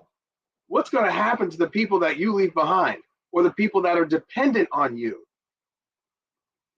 The problem is it's usually until we enter these situations where it's like, holy crap, it did happen to me. That's when it hits us. That's when we freak out. That's when we run around and we do GoFundMes and everything. We don't have to do that, right? All of that is not necessary if we simply take a few minutes to plan for it. And it's scary, it's painful. I don't know how many stories I could tell you, but it's people not planning ahead and putting everything in place that they need to, that they could do. And I always say now, like, now that you've heard about it, now that we sat down and talked with you, don't make somebody else responsible for your irresponsibilities. You can't claim ignorance no more, okay? Now you know. You know what you need to do. You know you've got access to it. And guess what? A couple of these plans we talked about, they're less than $20 a month. Now, no, don't hit us up when you're 45 years old and want $1 million in coverage for $10 a month. It's not going to happen. Right? But that's the other reason to start planning these things out early. Right? There's all kinds of different insurances out there. And when you sit down and talk with someone, you want to talk with someone that is a professional in any field. I don't care if it's insurance, money, cars, computers. Talk to a professional, not just your friend, your Uncle Leroy. Talk to somebody that's got some experience. And no shade if you got Uncle Leroy, right? But so many people do that and they cut themselves short. One of the things that I love about our business, the way we work, we're called non-captive agents. We've got access to over 70 different companies that all specialize in something different. So I'll give you all a quick scenario here, then John, I'll pass it back to you. But if y'all are building a home theater, do you think the same company makes the best projector, that makes the best screen, that makes the best speakers, the best seats, the best soundproofing, the best receiver, the best wires? Those are probably going to be all different companies, right? So why would you just go buy everything Sony? Because I know the name Sony, so I'm just going to buy everything Sony. That's not how you set anything up properly, right? Even your car. Ford didn't make your speakers, right? That was probably a who was it? Bose. I think Bose had a contract with Ford, right? Or B&O, right? Sit down and talk with somebody. Sit down and talk with us about the different areas that you need help with, and we'll sit down and go through and show you what the options are in different areas, because it's never one size fits all. It doesn't. One size doesn't even fit most. Everybody has different needs at different times in their life because they have different goals. And it's important to sit down and look at those and attack them individually and work on that plan to achieve them. Man, very powerful stuff. I mean, Sean, I feel like you're talking to me because I was just in that accident. Like, and I thought about it, like, man, I'm sitting there, I get hit, I'm blacked out. I wake up like, man, that could have been it, right? And unfortunately, this weekend, somebody I know, I just found out, was killed in an auto accident. So these type of things does happen. And I think you're right, Sean, when it comes to insurance protection. If we love our family, our loved ones, making sure that we have the right insurance protections. We have the right things in place. When you talk about power of attorney, I've always like stressed that to our community, making sure that we have a living will and a trust, as well as um, other things in place. If something happened, making sure that you have the person you trust to have access to your accounts, like you said, to keep things going is very important. So, for community out there listening, what Sean is talking about is so real. I mean, this was a few weeks ago. I mean, it could have been me. My life could have been over just like that. Mm-hmm. And thankfully, I have enough things in place that my daughter would have been great. But again, like you said, Sean, having a conversation, trying to get her to sit down with me and go over all of this stuff. That's the challenge sometimes, right? Making sure she knows how to get to the policies, how to do this is another challenge. And again, that's why it's important tonight to have these general conversations, just being real, just talking to community. This is not a script, a scare straight education presentation. It's a real life, real talk conversation that in the Black and brown community we have to continue to have. Yeah. And when we talk about insurance, life insurance, especially, Sean, I mean, the violence right now in our community across the Bay Area, San Francisco, Oakland, Richmond, Vallejo, Antioch. If you look globally around the United States, it's terrible now, right? We don't know when our young ones, making sure that our young kids have the right life insurance. So many tragic things are happening every day. COVID is still taking people out. We got monkeypox. We have all of these things that are impacting our communities, and we need to have the right protection. And that's why this was a great time for you all to come as school coming back into play, as people are getting back into the work mode. The summer is ending. We're getting into the winter months when most time these accidents are even at an increased rate with the rain and the darkness of earliness, people getting hit by cars, different things of that nature. This is why this was powerful. And I've been trying to push to make sure we keep something going on quarterly so that folks are staying fresh with information and learning stuff. Very great points that you both made on that insurance part. I think that's like the number one thing we got to focus on because too Yeah. many our parents don't. I mean, because of financial reasons, they don't have those coverages. But again, if you could put a policy on there that can support the services and also put some kind of financial impact into your pockets if you do lose a loved one to move forward, I think is very important. And I think that's just something that we got to continue to push forward, Sean. Yeah, John, and I want to just piggyback what you were saying about the living trust and having that in place, because you're right. And I feel like, my experience that I can speak for is like my mom didn't have one when my dad passed away. She thought she did, but like Sean said, she talked to a family member that she thought hooked her up with it. It didn't happen, but now she has it. And, it's just interesting because I feel like, she has it in place, which is great, but don't want to talk about it. And it's okay. I respect that.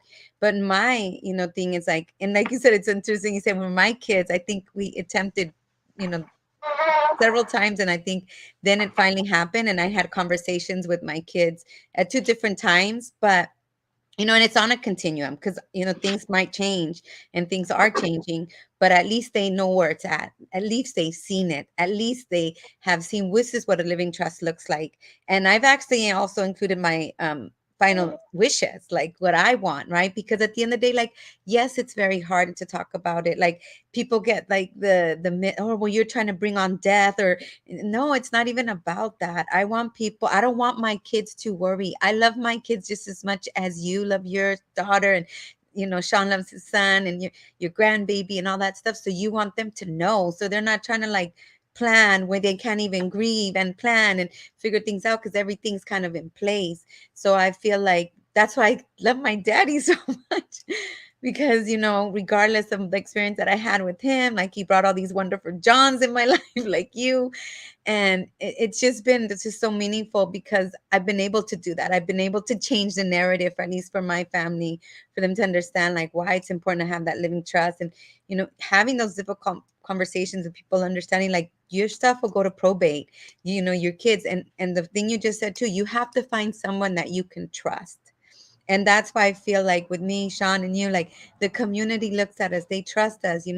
We've been through what we've been through, but we know that we're going to connect people to trustworthy people. Like, and that's what, with my experience with my buying out my home, like, also helping my other friend buy out her home from her siblings when her family passed and all that stuff. It's like, she trusts me. I made that happen for her. But at the same time, that's what we need, to build that trust, to know that we all want the best for each other.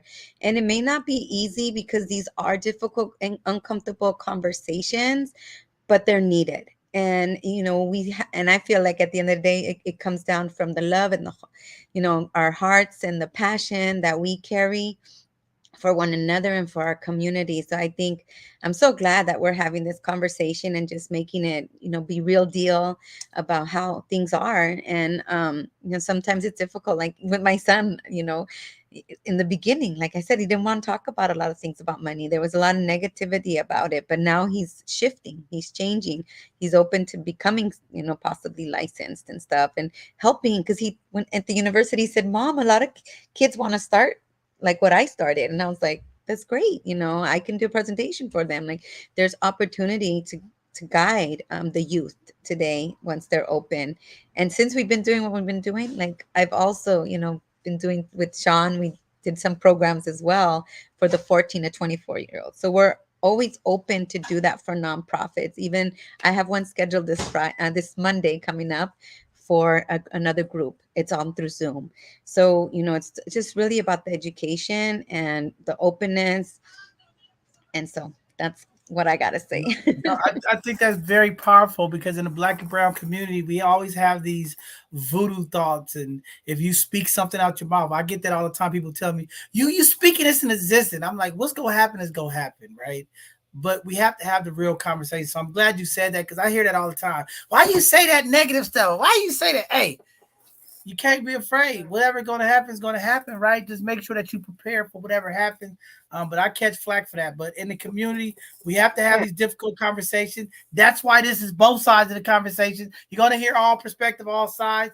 But while we transitioning now from trust Right, John, wheels, go ahead. Real quick there.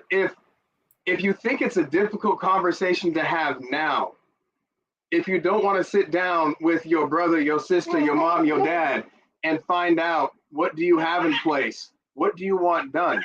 If you're in a coma, do you want to be left on life support?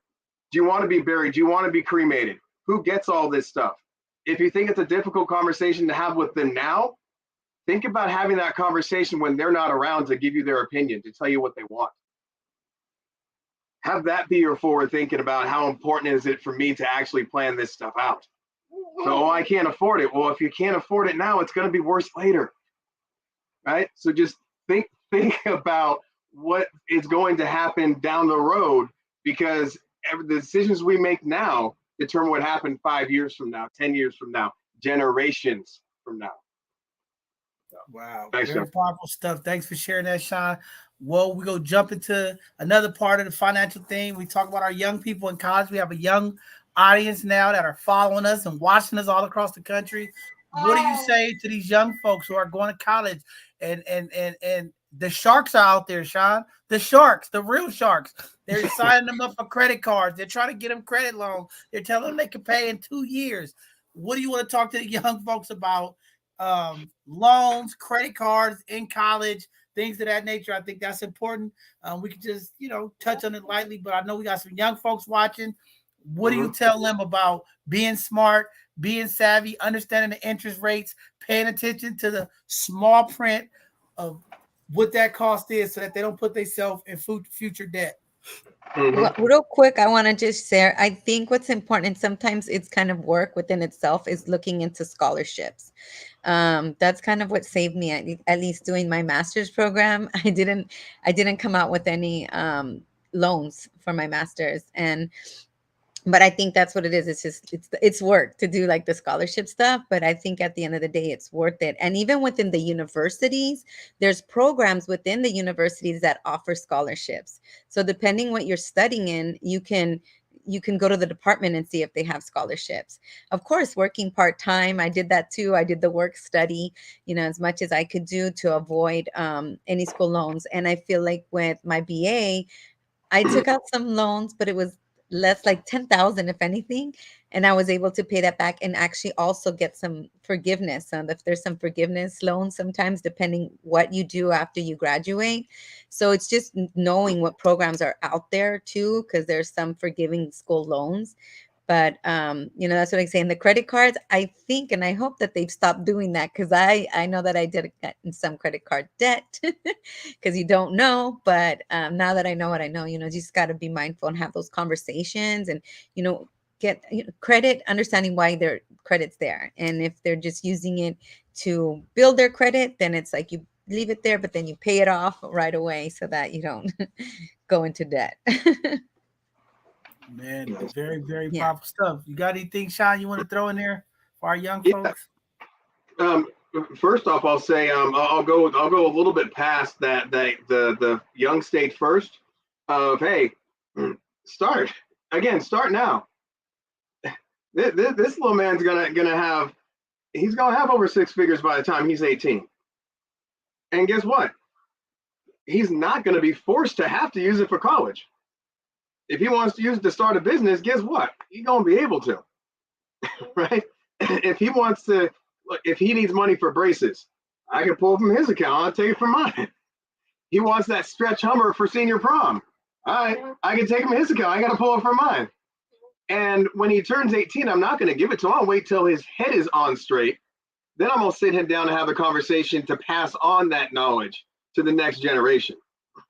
Right. And then as we pass it on to the young folks that are going into college, that are in college, definitely look for all the loans. But guess what? Look for grants. There's a ton of grants out there and programs and everything that we just don't take advantage of. I got a lot of friends that came over from Africa, and I said, you people don't want to take you people, but y'all don't want to take advantage of the grants out there that are over here. I'm gonna come over here and get my doctorate for free because you're not using the stuff that's out there. So find someone that can help you do that. Right? Find someone that has the experience in helping you get set up for college, and find out how you can navigate that college road to not come out with a job that pays you $70,000, $80,000 a year with $60,000 to $90,000 in debt. Right? And then credit cards, John, you nailed it. Read the fine print, because you're going to buy your credit one way or the other. If you have no credit and no credit history, you have to prove you're credit worthy. You're going to pay a higher interest rate. If you've had credit and you messed it up and you're 30 years old and haven't paid not anybody back on time in the last 10 years, you're going to have to buy to rebuild your credit. So your interest rate is going to be high. So again, talk with that's the real time you can talk with family that's been successful credit wise, as long as they're willing to have that conversation with you. And there's ways you can get your credit good, right? You can set your kids up. You can get their name on a credit card. You don't have to give them the card, just put their name on it. Right? And they'll start building it. You could take a loan, take a personal loan out, put it in the savings account, pay that loan back over the next couple of years. But here's a little trick. If you go through and you get a loan for whatever amount, say 20 grand, your first payment, write a check for 18. Then you only pay interest for the 2, but it shows you got a loan for 20. There's all kinds of little things you can do to make sure you set yourself up right. But those first credit cards, whatever, if you don't have to get it, be responsible and ask your parents if they can work with you on it, if that's at all possible. But just be very, very cognizant of that, because it's very easy to go to Costco and, oh, it's only $20. It's only $20. It's only $20. And then, ooh, that's a whole lot of 20s. And you know where I got that? Oh, it's only $20 from. Right. If it's at Costco, it's only $20. It's a good deal, right? Exactly. Be careful. Be careful. It's easy. I used to do that. I used to do that at Walmart, Sean. It's only $1. Next thing I know, it's $500. Right? No, but I mean, this is a great conversation. I mean, this is like what we need, for our community. Here it is. Because even me, I just went through this accident. My car is totaled out. I got to get a new car. But I'm thinking, right? I got my grandbaby, and I'm looking at her. She's so talented. She's so smart. And my daughter, she's trying to build her financial wealth right now, and it's like I got to put my grandbaby in private school because these schools, the quality education is just not there. So now I'm like, do I go get the nice car that won't, or do I pay this $1,200 a month for this little girl to get the education that she need? Because the public school system is just terrible, man. And it's like my granddaughter's so advanced, that the schools are trying to slow her down. They not there. All these kids are not getting it, and she's too smart. So I gotta put her with some advanced kids. So that's my day-to-day struggle. So having you all come on tonight to talk about that just really put me back grounded in that perspective, because it's not about me. It's about the future of our kids, and that's why these things that we do to impact our young people are so important. But again, education is right. This is why these conversations are important. You have two gurus here who know about finance, know how to grow your wealth, know how to put you in a position to be financially well off. And why not have someone who looks like you, breathe like you, from the community that you are from, to talk about these things. We continue to run the information to the conversation. This is a service that you can reach out to them for free, and they'll go through and help you, walk you through the steps. And then, hey, once you choose, or if you choose, there's small percentages that, they'll be impacted by after you get you there. But to have somebody free to talk to, set you up and get you going and tell you where you need to go, I think it's phenomenal community. And I think you guys should reach out, talk to Sean, talk to Cynthia. Folks who've been there, that's not going to shame you or look at you funny. They've been there, but really about changing your paradigm of thinking about finance and how you go about money. I mean, there's so many people that you have to have those conversations about it. And I'm glad we're having this, because real conversations about money can end relationships, families. Mm-hmm. Until you get married, you don't really worry about the person you with finances. I was just raised off that with Dave Ramsey, right? It's like, hey, we dating, I ain't gonna get into your business, right? But once I put that ring on, and now I'm like, hold on, we got to sit down and talk about this money. We got to look at what your debt looking like. We got to look at how you spending money, because at the end of the day, a lot of times in our community, we, like you right, Sean, is the $20 syndrome, the eating out syndrome. We just spend money and we don't understand. I've done this. I've worked through people and their finances, and it's like, you see the amount of money that people spend on eating out.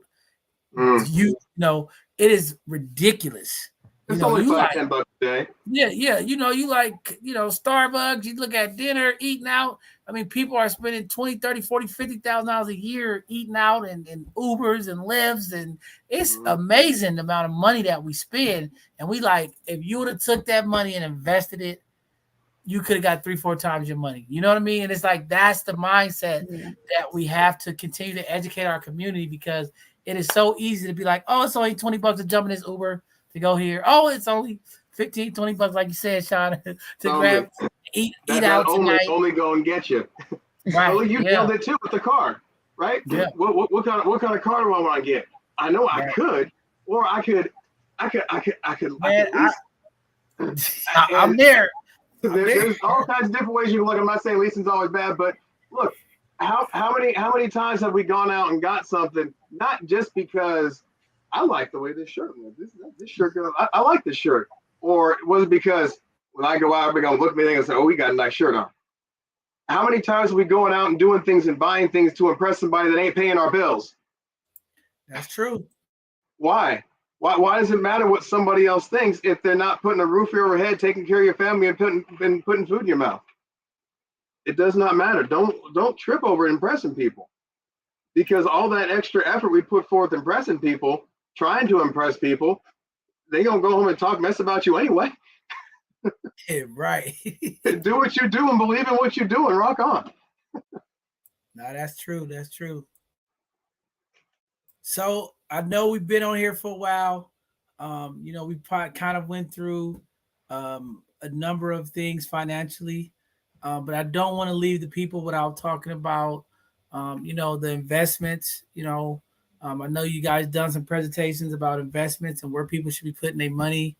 And if you guys want to touch a little bit on, you don't have to go in deep, but, looking at the stock market, you look at the amount of people in our community that don't invest, are afraid to invest. How do we get those folks to get in the market, take some risks with some of their discretionary funds and start investing for their future?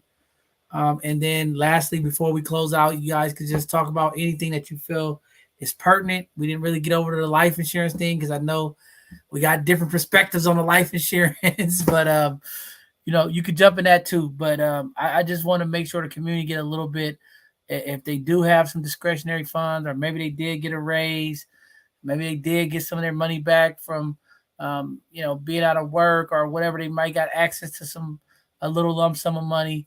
What should they be doing investing in the market, or how they should be going so that they can utilize that money to make some money? Go for it, Cynthia. I think you're muted.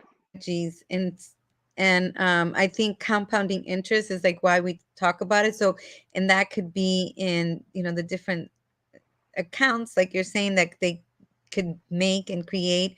And so I think it's really individualized, and just having that awareness of, like, if you do the stocks, like understanding that too, and where is your money really going to be saved. I think that's why it becomes like an individual conversation about how much and exactly where to put it. But the compounding interest strategies is the best strategy to put it in, and in different ways. So and in regards, I think that's kind of what I want to say. I'm just really excited again to have been here, to have this conversation, to touch on all these difficult or uncomfortable conversations about money, and pushing through, and hoping that someone will just kind of be open and reach out to us, as we're open as well to figure out the way to help you. And there's no right way, wrong way.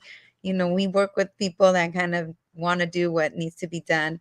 If a living trust is the priority, then we'll focus on that. If creating the retirement is a priority, that life insurance, we'll figure out. It's always individualized as well. So we meet people where they're at. I think I'm going to have to drag a few people to you all, because I know some people who really need to sit down and have a conversation with you. I think I'm going to have to tie them up and just bring them to you, because they're thinking about things, but they're not thinking all the way through. So I'm going to have to connect with a couple of people that I know, and I'm looking forward to doing some more presentations with you all. I've received a couple of phone calls while I was out of town about this financial literacy stuff. So we are going to be trying to do some more workshops and things of that nature, because we need this, and we got to get it to our young people. School is back in session. So trying to figure out how we can bring some of this stuff to our schools, talking to our parents, and really getting them out of that embarrassment mode, and really get them focused again on, saving. And I think the more people that we have doing it collectively as a team, as a community, the faster we'll change that paradigm. Because I think if we have the amount of people that talk about finance, like we talk about working out at the gym or going out to the club, like we got to have these little financial clubs where hey, we saved $150 this week. Right. I think we need to really bring those financial clubs, because people will go together to go to the gym. They will go out to a party. But we need that same thing when it comes to finances, a group of people that's like, hey, we're saving, we're cutting back our spending, we're doing this, and to encourage each other. I think those support groups are very needed. Mm-hmm. Yep. No, truth. And John, you talk about. Sean got kicked off. He'll be back. But yeah, Cynthia, I mean, we got to have those because we're getting close to the holidays, Cynthia. Yes, definitely. People are about to start emotionally spending. Oh, it's Christmas. I got to buy little Johnny a gift. Oh, it's Christmas. I got to buy mama something. Oh, I got to buy auntie something. And they're going to put themselves in financial ruin before the start of the new year. Yeah. So we want to encourage people now to get them prepared, mentally strong, because these holidays just get people. They get crazy on the holidays, and I got to buy this person this. Yeah. I have to buy this person this. So, this is important because I want to make sure we keep these conversations going before the holidays, because people are going to run out here on Black Friday. They're going to run out here on Christmas, and they're going to put themselves in debt before the new year. So yeah. Go ahead, Sean. I know you got kicked off messing with the little brother. Go ahead. But what you were saying with some people, you're going to drag them over. So many people say, yeah, when I'm ready, I want to. And we talk with people with all best intentions. Yeah, they want to sit down with us, they want to hear, they want to learn. But oh, I'm not ready, or I don't have the money to do it. I can't afford to. I will. I'm thinking about it. Again, the time's now, right? Because how can you be ready when you never knew what you needed to get ready for? So come sit down, hang out with and talk with us. We're not saying we expect you to do something now. We just want to talk with you and share with you what's out there so you can decide for yourself with some knowledge.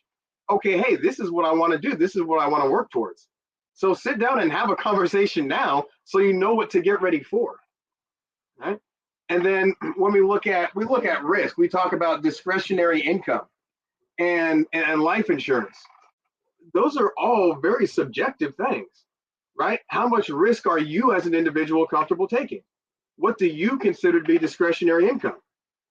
As I'm sitting down there and training new agents, we're looking at, hey, how much money does a client have to work with? How much of that do you want to work with? And sometimes people say half. Like, okay, they got discretionary income, but you really want to take half of their money? Does that sound good? Well, if you've got $2,000 extra and someone want to take half, ooh, that doesn't feel so good. Now, if you're living within your means and you got 20,000 extra and somebody wants to take half, you'll be all right. So we all have to understand that we've got to work for ourselves and do what makes sense for us. We talk with people about when you look at retirement and your saving strategies. Understand the plans that you're using and how they work. Do you have the money to take the risk and put it all on the latest, hottest thing in the stock market? If you've got 100,000 in the bank, you can put 10 grand on whatever you want. But if you got 1,000 in the bank, I wouldn't recommend that somebody take 500 and put it on anything, because you've got to be solid. You got to have a foundation before you can go take that risk. But just make sure you know where you're going and you understand the risk that you're taking. So when we talk to people about their plans for their futures, again, like, hey, do you even know what your company plan is? Do you know what they're offering? Do you know how that plan works? Do you know that there's plans you could use that are outside of your company that have nothing to do with your company? So if your company says, hey, California at-will state, love you, Cindy, I don't like the flower in your hair. So, bye. Right? We got to make sure we're taking care of ourselves. We're planning things out. And when it comes to the life insurance component, what's the one type of insurance we're not required to have?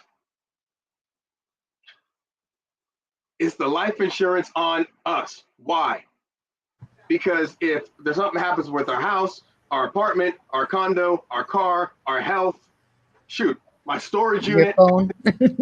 your phone, right? Guess what? Somebody else pays for it. I know I don't want to pay to fix my phone because because they're stupid. I don't want to have to pay for that, so I get insurance on the phone. The government, somebody else is going to step in when everything else goes wrong. We pass away, whose responsibility is it? It's ours. Mm-hmm. It's our families. That burden lies on our loved ones. Nobody steps in to help out with that. Well, Social Security gives you $1,000 or whatever it is. It doesn't pay for anything. It doesn't pay for anything. So I understand that it's not. Are there bad people out there? Heck yeah, we know that. But that doesn't mean everybody out there that's talking to you about savings, investments, and planning is bad. You think the successful people in the world, the wealthy people in the world that live all these lavish lifestyles that so many of us only see pictures of, do you think they got there by not planning? Do you think they got there by accident? They talked to the right people. They put in the effort. They put in the work. They made the mistakes, but they learned from them. And they weren't skeptical every time somebody said, hey, you should look into this. I'll leave you all with this, because so many people think about, oh, well, I've never heard of that, so, it's probably not real. It's probably not true. Well, and I've probably said this before on the show even, but there's Ferraris, there's Bentleys, there's Lambos, right? You've got the Rolls Royces out there. You got all those high-end, fancy, just end-of-the-world cars that some of us never even sit in. Like, you only see them at a car show. You don't see them advertised on TV, do you? You see the ads for the Fords, the Chevys, the Cadillacs. Just because you don't hear about it doesn't mean it doesn't exist. Understand there are things that many of us would say it's too good to be true. Well, guess what? For once in your life, and I'm borrowing this quote from a great man, but for once in your life, don't you deserve to have something that's too good to be true? When somebody shares information with you, do your due diligence, look into it, see how much of a blessing it could be for your life. If it looks good, give it a shot. Yes. Yeah, powerful stuff. Go ahead, Cynthia. You want to say something?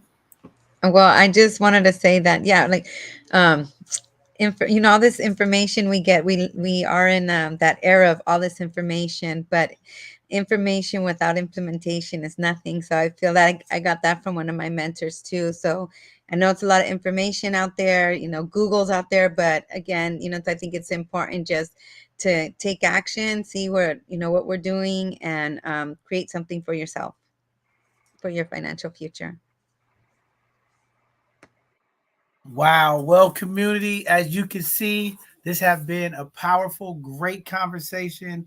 Always honored to be in space with Cynthia and Sean, as they always are dropping gems, giving up information, sharing love, making sure our community has the right information, making sure that we know where to go to get help.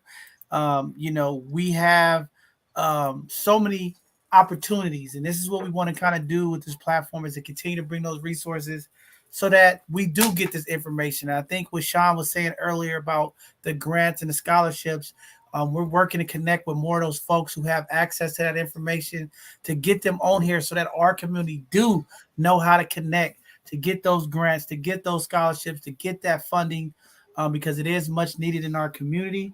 But a great conversation today. I think this was very much needed. I think it was just really in depth. It was definitely real. It was what we need to hear in our community right now. There are so many changes and challenges that our community are dealing with. And when we talk about finance, these are the conversations we need to happen. So I hope tonight this was a conversation kicker, starter for some families, for some people to think about their finance, think about their future, think about the things that they're doing for their family, making sure that they're setting up the generational wealth, the opportunities for their families to grow, because we are in some times that's just uncertain and we don't know. And we just want to make sure that we are prepared. Like Sean said, you don't want that stress. You don't want mom or grandma on the deathbed and you have to make these decisions at the time you don't know what to do and you're trying to make the right decisions. Let's be aware. Let's plan ahead. Let's do more of the preventative work in our community. I talk about this in all areas. We do too much reacting, in our community. Some stuff, we just react. Things happen, we react. We show up, things happen, we react. We have to get into the preventative models, and we just gonna keep doing that. But Sean, go ahead. I know you got some couple words you want to go before we end, and then I'll give Cynthia some, and then we'll close out tonight's show. Cool. Thank you. And I just want to also put out there, and I don't think we mention it often enough, but especially since COVID hit, it really revolutionized our industry. And for us, if we did 4 or 5 appointments in a day, we're like, because I don't want to tell you how many miles I put in my car in a year, back and forth.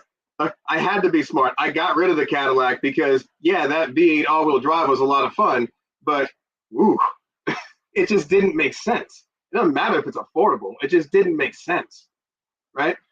But now we don't have to worry about driving to somebody's house, having somebody come all the way down to an office somewhere. We do everything on Zoom. Everything's virtual, StreamYard, right? Everything is virtual now. So it really expanded our business and our opportunities to go out and reach people we could not reach before. So it went from, hey, what was that? I think you were talking about helping protect my money so I didn't have to lose anything else in the stock market. It was what was that life insurance thing you talked about? Because I realized I'm not immortal anymore. And then it was what was that thing that you said about y'all were still looking for some people? Because I got furloughed, or I realized what a jerk my boss really is. Hey, all of those things we're able to help people out with.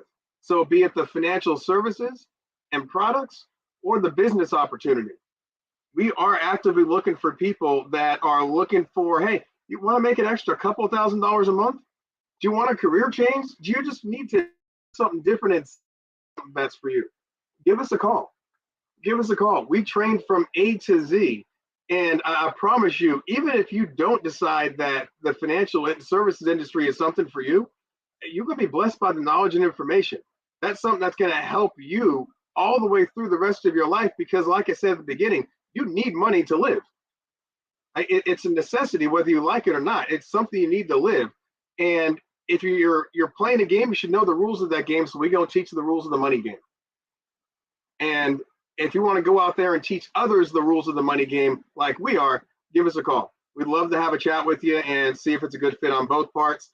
And hey, might be something that could change not just your life, but your family's life. Thank you for saying that. With that, I'm going to end out with, my vision. And my vision is to break the cycle of poverty and create generational wealth for the Black and Brown community.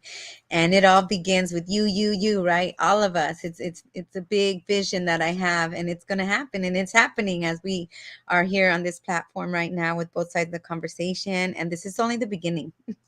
So I'm glad to be with you all tonight. And thanks again, John, for being that wonderful, inspiring person to do what you do and help our community. And Sean as well, always.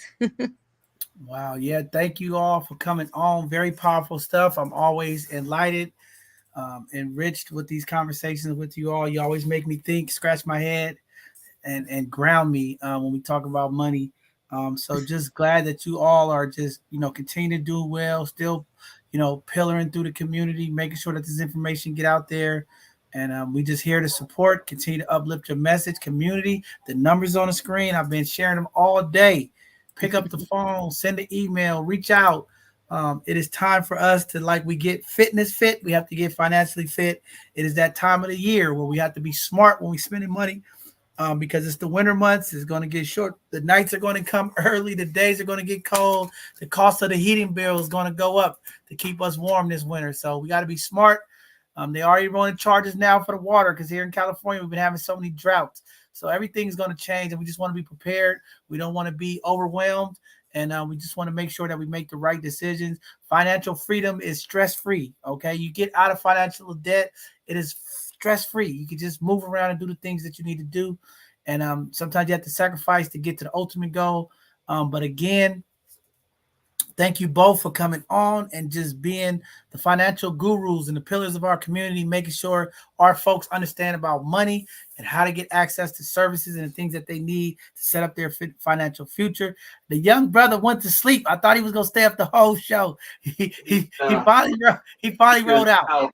Look. Good dads know how to put the kids to sleep. Good dads know how to put our kids to sleep. And just want to say again, thank you, Sean, and just commend you for the fatherhood that you are all about. And I saw him, and you just was being patient. I said, that's just good fatherhood stuff. So thank you again for all you do.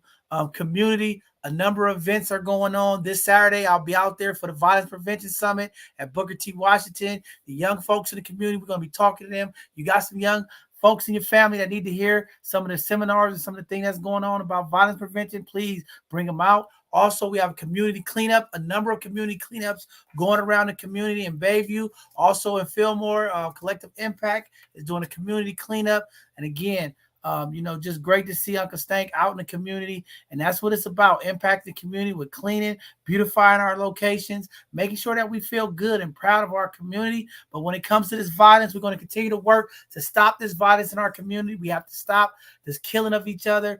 We have to find out a way. We have to continue to bring the resources and bring these intersections of love and opportunities to our young folks and to the community. So we're going to keep pushing that moving forward. I'll get a feedback and update from community of what took place tonight at the meet and greet with the San Francisco District Attorney, and we'll bring that up to community as well. Again, a number of events that are going on, and we'll be there to support a lot of those events. And again, continue to share your information. Let us know. We'll get it out on our social media handles. And this weekend, make sure you tune in on Sunday at 3 p.m. Our youth, phenomenal youth, are going to have a powerful conversation about their transitioning from the Bay Area to college and some of the experiences that they've been going through, some of the supporting things that they need. They always pull off a great show. Community, show up for our young folks, encourage them. They in college. Our young folks going to elementary school, middle school, continue to encourage our young folks to stay engaged in education and support. Okay, we need support. So everybody out there, do your part, impact our young people. Sean, is that a flyer you want to put up there on the screen? Did that pop up? I apologize. I didn't think it was going to pop right up there. But yeah, that was that's Cynthia. Yes, could you put it up there? It's our present. We're going to be doing one October 14th, our community and business mixer. So I just wanted to make sure that people knew about if they could meet me. Sean is there. That's my daughter actually on the flyer, but we're going to be hosting another one. We just did one this month. Like I said, it was absolutely amazing, and looking forward to meeting those who want to meet in person. Definitely. And make sure you send me out this updated flyer and I'll send it out. I sent out the last one. Thank and you. Again, we'll keep pushing your information out to the community. That's what we about here, making sure our community is aware of what's going on, changing that narrative. People say there's nothing going on. People not doing stuff. They're not doing that. There's always some stuff going on when you tap into both sides of the conversation. We'll keep you uplifted at the events, the community resources, where people are doing stuff, how you could get involved. You want to get involved, reach out to us. Very, very powerful stuff. I know it's been a long night, but a great and powerful conversation for the both of you. Thank you again for being here. We always support and respect the work you do. And anytime you need both sides of the conversation, y'all know how it is. Just reach out and we'll make sure that we help support you all as well. Thank you, community. Check out those phone numbers. Check out those emails. They are running across the screen. And we want to make sure that you all get an opportunity to connect with two phenomenal gems of our community that are fighting to change that narrative about money and finance in our community. They are doing some amazing work, and we're going to continue to walk alongside of them and support them. More workshops to come, more opportunity, paid opportunity for our community to come and learn some of this stuff. We're going to work some things out to pay you to come learn. How many opportunities do you get that in life? You get paid to learn with a lunch and a meal. We're going to be putting together some more of that stuff when we talk about changing the narrative for our community. So with that being said, community, thank you all for watching, tuning in tonight. Continue to follow us on all of our social media handles, both sides of the conversation. Check us out on Twitter, Instagram, Facebook. See what's going on. Tap in. If you haven't subscribed to our Both Sides of the Conversation YouTube channel, make sure you subscribe, because anytime we go live, anywhere we at in the community, you'll be able to see what's going on. Tap in to see the events, and you'll see more and more information coming across the screen. So tap in with us. Make sure you stay connected so you know what's going on, where to be, and we'll let you know when we're out there. With that being said, have a great weekend, everybody. Be safe. I know football is getting ready. Everybody's on the edge of their couch getting ready. It's going to be a great season.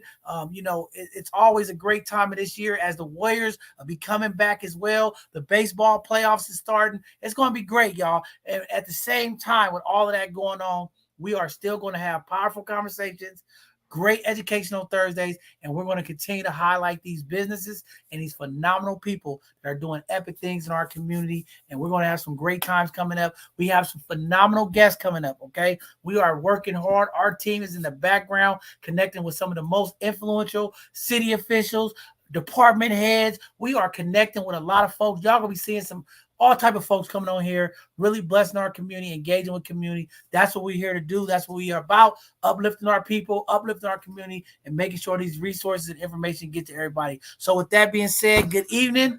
I bid you all good evening. Be safe out there. Invest your money. Protect your money. Y'all heard it tonight. Great conversation. Looking forward to seeing you all again soon. Sean and Cynthia to continue to impact our community and community. Stay tuned. More stuff coming here at Both Sides of the Conversation. To the Both Sides of the Conversation team, thank you all. None of this will be possible without you all. So just want to thank our youth team, our marketing team, our production team, our executive team, and our folks that's outside of the organization that are still doing stuff to influence and impact the organization. Thank you all. None of this will happen with you all. 2 years in, 22 more to go. We'll keep pushing through. I'm going to pass the torch, y'all. I'm not holding on. I'm not dying off.